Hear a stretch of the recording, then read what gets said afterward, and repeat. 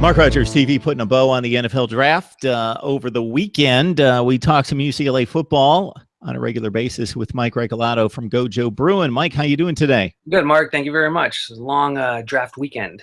Yeah, it was a good draft weekend for the Bruins. Yeah. They fared much better in the draft than they did on the field, but that speaks for the That's true. strength of the program. And if they can stay healthy this year, I think we both know that they're going to get back to postseason play and possibly vie for a South championship. But Takk McKinley, he's got his eyes on the NFL, and the Atlanta Falcons certainly liked what they saw on film. And a lot of people did, because I heard very few negatives about Takk McKinley, defensive end taken in the first round by the Falcons at pick number 26. Everyone just loves him, from his backstory about his grandmother, collecting bottles on the streets of Richmond and Oakland, to making his promise that he'll get to a D1 school and then to the NFL, just and his little, how can I say, I guess not really an outburst, but a show of excitement with his "Find Me Later."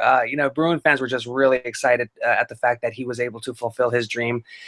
He was just one of the best defensive players on the field for UCLA last year. He actually came in 2 years ago. 2.5 years ago, mid-season, as a transfer, and he was an instant impact. And last year, was his best year at UCLA. Clearly, he's just quick off the edge. He's a very strong guy, very passionate, and everyone loves him. So to see him go in the first round to the Atlanta Falcons, number one, he should. That should be a good fit for him, and two, it's just great to see Bruins, especially one like Takk, fulfilling his dream. Yeah, Mike, now that you mentioned that, I didn't make the connection. I talked to too many of you guys and run through the numbers and get the players lined up. And yes, that was, for me, that was the highlight of the entire NFL draft, and certainly opening night. And for a lot of people, in hearing this story of Takk McKinley and what adversity he's fought through, losing both parents at a very, very early age. Understand that his father was never in the situation, and his mom basically abandoned him, I believe, at age 5.